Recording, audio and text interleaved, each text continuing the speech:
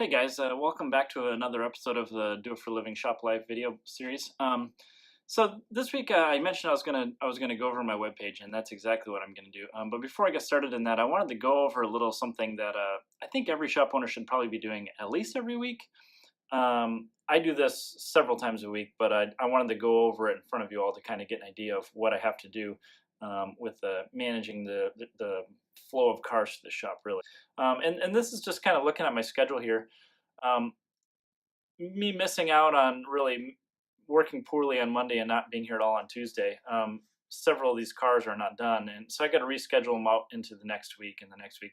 And that's annoying to customers when you have to keep rescheduling their stuff to get it done. But some of these are pretty big projects, so it's not like that big of a deal. Such as this one right here is a complete engine rebuild. Got the engine out of it. I just need to tear the engine apart, give it to the machine shop. This one right here, I'm waiting for some injectors to come back, but I still have work I can do to it.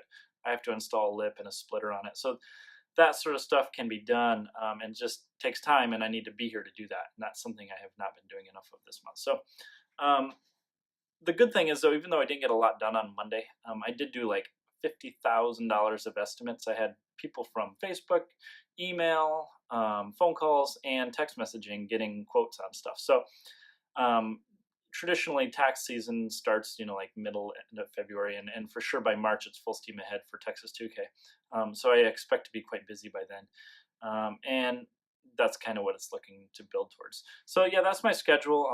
It's nice to have an idea of what's going on, what cars I'll need to work on. So I have an appointment on tomorrow, and these are just cars that are here that I need to work on. So this guy's we're swapping engines. He actually needs to drop the car off, and he told me yesterday he's going to drop it off on the 22nd. So I'm going to move that over to here.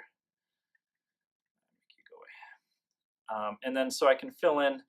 I'll probably work on this car today. I just need to tune that one, and I need to tear this guy's engine the rest of the way apart. So this gives me a pretty good idea of what I need to be doing. Next week, I know this guy's getting some fluids changed out, and this is a car that's here that he finally approved an engine rebuild on, and he made a deposit on it, which is what we consider an approval. And we won't begin work on stuff like that without having money in hand, because I've done that before, and then if you don't get paid, it really sucks. So yeah, what I did is I got this one on Monday to take apart, and this one I'm doing some fluids on. This one's one that I have here. I'm actually need to get this one done immediately. I've been waiting for the machine shop for I think 2 months now to do the block, and he's nothing but excuses on it. But he says it should be ready today, maybe tomorrow, and then I can do that one on Tuesday. So, and the same goes for this number, this one right here. I expect to be doing this one here in the next 2 days, because it should be coming with this one. These two are both at the machine shop. So that's my schedule for the rest of the this week and next, and I should have probably the 25th to the 28th filled out with other cars. These are all cars that I just have here that I'm waiting at machine shop, transmission builders, parts to come in, payment for the customers. Those are typically the holdups that I experience. So that's it, and then now I want to go over my webpage here. Okay, so my webpage here is it's built in Shopify. I did this thing in 2014, so I think it's 5 years old already, and I have done almost no updates on it since then. And it is definitely due for at least some real basic updates, which I've done now, or been working on now. And then also, of course, it really needs a restyling, and that I'm not as good at. I'm not a designer. I'm not very creative, so that makes it really difficult for me. I have to use templates and follow. That's what I do. But yeah, so my webpage here, it's pretty basic. It's got a bunch of pictures of work we do, and it's got a description. And one thing I already know I need to update is you can see on who we are here. I've got the include roll cage design and fabrication. My insurance that I had to switch to last year, they're okay with dyno tuning and engine building and that sort of stuff. And they would have been okay with roll cage construction, but they actually charge extra for that, a lot more money. And it was about $5,000 a month to insure myself for building roll cages, or $5,000 a year, which is as much as I would take in revenue for a cage, roughly. And so that is just not worth doing to me, because I don't do very many of them, maybe one a year, sometimes two a year, but it's not worth the expense of having to be insured to do that. So I'm going to remove it. They actually asked me to remove it if I wasn't going to take the coverage for it. So I'm going to finally go through and do that. It does list it one other spot. So that's one spot that I'm going to remove it from because my insurance won't allow me to do it. And I think if they did see that, they would poo-poo on me and maybe even cut me off like Allstate, or not Allstate, State Farm did when I had to take a claim on a stolen car. So the rest of the store or rest of the webpage is pretty, standard. I've got the part store. I've got it divided up into Evo X and Evo 8.9. And ultimately the idea between updating this is, of course, making it easier for my customers to figure out who we are, how to get in touch with us, where we're at, what we offer, that kind of thing. But also when we start doing the Ford F-150 stuff, we want to be, jumping on the ground running with this one, because I can have all these, like the part store for the F-150, the services we offer it. We can have some like blog posts about the dynoing we've been doing with Richard's truck. And of course, how to get in touch with us, information, and all that sort of stuff will be easy and already up the second we want to start tuning them. So if you look at the services tab here, you can also see another spot we list where we are doing roll cages and stuff. So I removed that out of there. I think I already did it already. And at the bottom of the page here, I've got a login here button. That's for our My Shop Assist login for our customers who want to see the status of their vehicle. It's quite useful, and it does save a lot of phone calls, which is, all this like, I guess autonomy, like having a web page, having an answering machine, all this sort of stuff is really meant to get you away from having to do it manually all the time and letting people, get the information they need without having to bother you for it. And so that's, the point of a web page. Like, where are you located? Well, just check the web page. It's right on the web page, So most people have it figured out. A lot of the older generation still trying to figure that out, which is really funny when delivery people call you and ask, "Hey, where's your shop at? How do I find you?" Like, are you your delivery guy? Do you not use Google Maps? So, okay, so that's the login here. The About Us page is a little different. I've got about actually, this is a drop down to start with, and I'm going to fix that so it's not a drop down. It actually had another page that was broken that I just fixed previous to this. But what you list on here is your address, and then how to get in touch with you. And so this is a standard form. And so you can see on the form, I modified the code in here to add a year, make, model field, and that is super awesome for reducing the amount of back and forth emails that have to go between shops, or between the shop and the customer. When they email you and say, "Hey, how much is it to install this part and tune my car?" and they don't tell you what type of car it is, that's another email that you have to type out and send back, and that's just wasted time. And so by adding that year, make, model field in this contact form, it now enables me to see exactly what they have, and everybody fills it out. I haven't had any problems with people not doing it unless it's spam, in which case Shopify does a pretty good job of marking stuff as spam. And we get emails all the time on this thing, and it just is super handy to have that in there. I do want to add in the Google Maps. We used to have it in here, and it is not in here anymore. I don't really know why, but I'm going to go in and re-add the actual map, the embedded map from Google Maps in here. And so what we've got next is the staged upgrades page. This one needs a little bit of work, mostly because it's really long. And people just don't scroll all the way down through that. So what I want to do is, in my Do It For Living page, I have accordions. So I just put information in accordions, and you can just click on the one you want to see, and it expands out. And so that's what I want to do here with the different stages. And ultimately, we'll do the same thing with the Ford stages as well when we have different power packages and part packages for that as well. So I'm going to go through and I'm going to start making accordions for these, and I'll kind of show you the finished product if I ever get there. It should hopefully be cut and paste from the code that I used in the Do It For Living page, but they use different templates, so we'll see how that goes. And then the last tab I've got is the blogs tab, and this one really drives the most traffic to the web page. I think everybody should probably have one. If you're doing cool things, write blogs about it, because when people do a search for different things, that will help your SEO, your search engine optimization, as far as like what they see pop up and what content you have is relevant to what they're looking for. And in my case, I've got 3 articles. 2 of them actually drive a lot of traffic to the site. One of them is pretty old now, our aerodynamics testing that we did 5 years ago now on a TT2 NASA time attack car.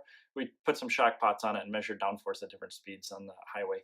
And it was really eye-opening information, and it was really useful for us to tune the car in as far as front and rear arrow. And the same thing we did with this other one, that's the first one you see here, is calculating shift points. So this is just an article we wrote with 3 different cars. Their power band and their gear ratios were different between them. And so we wanted to kind of see when these guys should be shifting it. And we just kind of went through the math of it. And it's not, exactly rev it out to redline for each of these cars. We have a road race car, real short gearing and lots of low end power. And he should be shifting, well before he gets to redline. And then the bigger the horsepower the cars get, the peakier the power gets, the more likely they are to rev it out at the end. But this article drives traffic to our website, and that traffic gets people on the site, gets us calling us, asking us questions, eventually becomes customers. So all this stuff is very relevant as far as running a business. And if you don't have a website, I think you're really missing out on probably one of the easiest ways to bring people to your store. It's not free. this is Shopify, and I've got a store on here, and I think it's like maybe $70 a month or something like that. It just costs of doing business, I guess. So that's just something we willingly pay for. And we do sell some stuff on it, not a lot, very little actually. And that's, the primary goal of what I'm going to be doing now is going through and changing all my pricing. So some of the stuff I haven't updated in 4 years. There's parts that I don't want to sell anymore that are still listed on here. There's parts that we made that I can't even make anymore, just because we got rid of a piece of equipment. And so I'm going to go through and I'm going to change some of that stuff, update the pricing, and I'm going to add some parts that we do like to sell now and remove some stuff that we don't want to sell anymore. So that's it for the webpage update. And you'll see me. I'm gonna go through and I'm gonna start changing this stuff and follow along. And it's pretty obvious, and I'll show you an update when I'm all done. So one of the reasons I picked Shopify and what I like about it is it's incredibly easy to use. So like I said, I only do templates. So I can start with a basic template for the page design, and then adding parts into the store is really straightforward. I just go to the products tab here. If I need to add a new product, I just click add product here. You can use Excel sheets to import and export stuff. I do not do that because I don't want to dump everything on there. Then it's just even more stuff to manage. But just as an example, when I need to update something, I can just scroll down here, and let's say I want to update my pricing on my search tanks a little bit. Excuse me. Just go down here. You can change the description, the title, how it's organized in the store, and then if I want to change the price, let's say I want to make this guy $1,000 instead of $800, and I'll make this guy $1,100, and then I just hit save. So that's what I'm going to be doing with most of the ETS stuff. Pretty straightforward, easy to do. As far as updating the page goes, well, actually, we'll look at the analytics really quick here too. So the analytics just kind of show you, I can see when people are shopping the store. So there's people on the store quite often, but like I said, I don't sell hardly anything, which is why this is always 0. I'm using it more to drive traffic to the site, get people interested in what we offer, and then get them in the actual physical brick and mortar store. So that's what we are focusing on. I would like to get more web sales, so that's something I'm going to be focusing on, but I am not an expert at that, and I'm definitely going to have to be asking people how to do that.